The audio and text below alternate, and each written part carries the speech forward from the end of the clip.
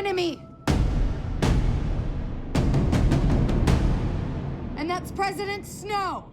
This is definitely the biggest chapter of the franchise, 'cause it's the final push. In part 2, you actually see the rebels for the first time together in this concerted effort to fight against the Capitol.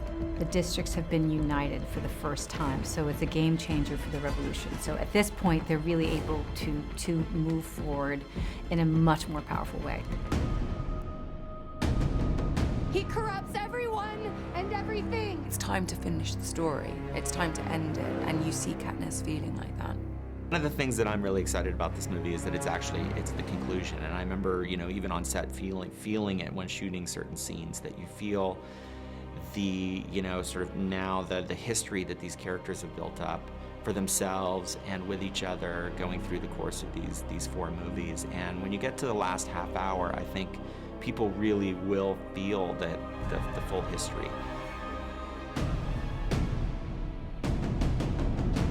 He turns the best of us against each other. Yeah, that they all have a lot more to fight for, and they want the future to be the best it can be. Stop killing for him. So the fight is, it's much more real. It's not a matter. It's not a game anymore. This is life. Tonight, turn your weapons to the Capitol. Turn your weapons to Snow. When we find Katniss now, I think she's kind of finally reached a place of being numb from experiencing so much, in the first Hunger Games. And, this much bigger responsibility starts presenting itself. There's a sort of desire and a passion, a sort of drive to Katniss now that knows that this is what she's made for, this is what she's set out to do and to achieve. At the end of part 1, Mockingjay, basically Katniss has spent pretty much the whole film trying to get reunited with these people that she felt that she had kind of failed or left behind, which is Peeta, Anabaria, and myself. And at the end of Mockingjay Part 1, we are sort of delivered to her in this very interesting way. Before this moment, Peeta's always been known as being like the honest, the down-to-earth, grounded, wholesome guy, and now he's out of his mind and tried to even kill Katniss. And I think it shows a lot about the real feelings that Katniss has for Peeta in this, because even though Peeta's going through all this stuff, Katniss is still fighting for him. This is a war zone.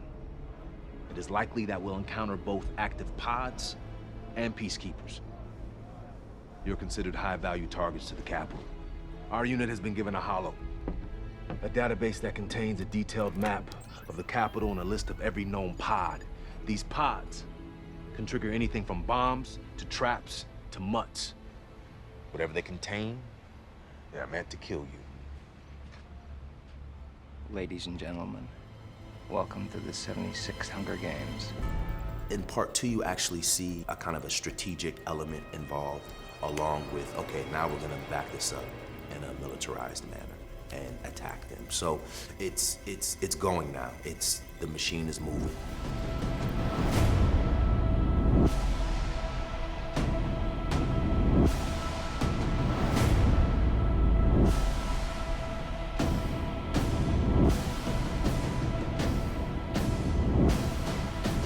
All the stories have led to this moment, and things have continued to build through the stories. The rebellions continue to get stronger, and this is sort of the point where, breaking point, is where everything explodes. I've always been, I think, most excited about this book. Just, it's kind of where everything gets resolved, and my character in particular is a lot more part of the action. I feel like the books and the characters speak not only to young people, young people for whom they were written, but also to the world at large. It's a way to personalize a political experience, and anytime you're able to do that in literature and in film, you're able to kind of give people that sense of what it would mean to them, or what it does mean to them. Snow has to pay for what he's done. Our lives were never ours. They belong to Snow, and our deaths do too. But if you kill him, Katniss, if you end all of this, all those deaths, they mean something. Amazing. I love being a part of a film that can, you know, spark conversation. And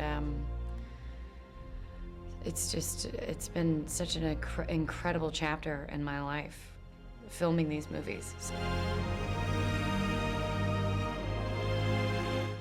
Jennifer Lawrence just brings a different color and layer to Katniss every time she plays her in the new movie. It's exciting to work with her, you know, on a day-to-day basis when we're on set and she's playing the character. I mean, she just kind of is that character, and she's always surprising to watch perform. You know, she just has amazing instincts. She's really good at her job. She's really, really good at being Katniss, and so it's been a pleasure. She creates such a great vibe on set. It's such a fun atmosphere. And I think that's something I'll always miss working with her because of that. She's great. She's a wonderful actress and a lot of fun to be around. And it always has a lot of energy and humor and enthusiasm, and it's incredibly inclusive. And she also has just a really wonderfully magnetic presence on screen. Nothing good is safe while he's alive.